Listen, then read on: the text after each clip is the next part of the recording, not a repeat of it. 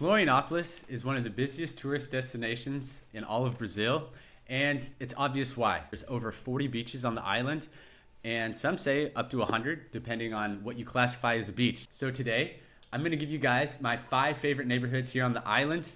Number 5, San Antonio Julus Boa. It's probably the best place on the whole island to watch the sunset. It's a charming little neighborhood tucked away on the bay side, and it was established by Azorean immigrants in the 18th century, and you can see a lot of that 18th century architecture when you're walking down the main drag. There are lots of festivals throughout the year that celebrates the Azorean culture and traditions. There's tons of good restaurants. It's a little more pricey because of the view and the vibe. Definitely one of the best places, if not the best, to take a date night, guys, if you want to take your wife. It's known for its artistic community, which is apparent when you're walking around the main street. And one of our favorite coffee shops actually has a theater in the back of the coffee shop. It's one of the most unique restaurants, period, that I've ever been to, but definitely the most unique coffee shop. And I definitely recommend checking it out if you're in the neighborhood. Number 4, Ponto Descas is tucked away on the northernmost part of the island, and it's home to some beautiful beaches, crystal clear water, and really nice soft sand. It's very calm comparatively to the other beaches on the island. It's also known for being a prime spot to whale watch. So southern right whales actually come here during the winter months, or the months from June to November, which we're in right now. If you'd like to see these whales up close, you can also hire a tour boat to take you out, and you can see them up close. Might even see a live whale birth.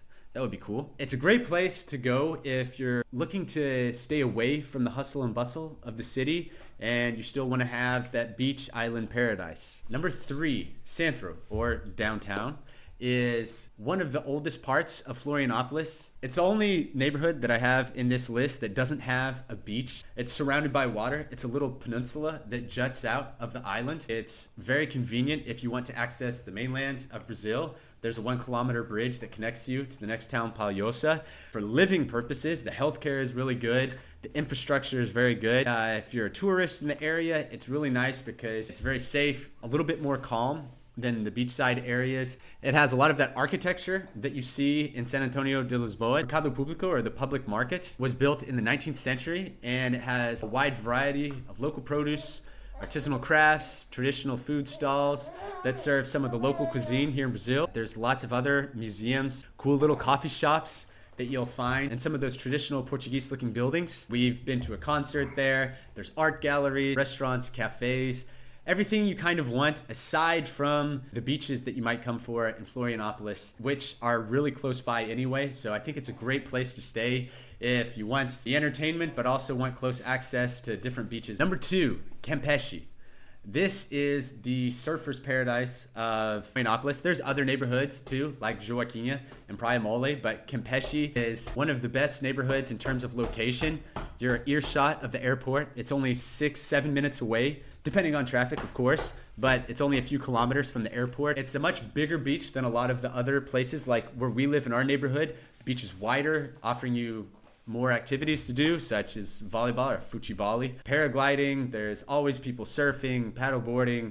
Ilha da Kesi is just a 2-kilometer paddle, or you can take a boat tour out there and stay out there for, I believe, 3 to 4 hours and enjoy the Caribe de Floripa, which is like the Caribbean of Brazil because the water is so clear. You can see dolphins, so there's no pollution. It's a great way to spend at least one day out there. And then you also have hills surrounding Kesi. It's great restaurants, shops, just like everywhere else. I recommend going to the Layback Park.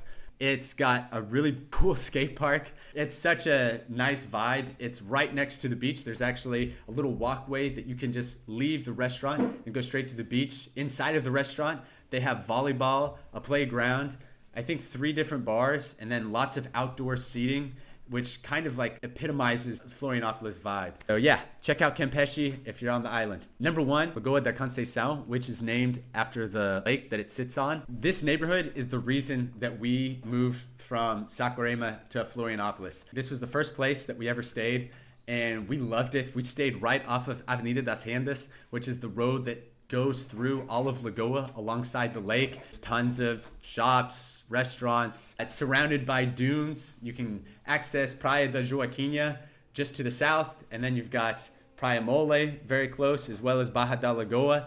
which the lake actually connects to. It encompasses what I think Florianopolis is in one neighborhood, and that's why I chose it as my favorite. I would recommend staying in Lagoa first, and then if you can't find a place there, then these other neighborhoods are also great, but that's my favorite. There's lots of other neighborhoods that I would like to have included on this. I didn't include a very popular one, Jurerê, which is well known, but it looks a lot like other neighborhoods in the United States, and I didn't want to include one that I could see anywhere in the US.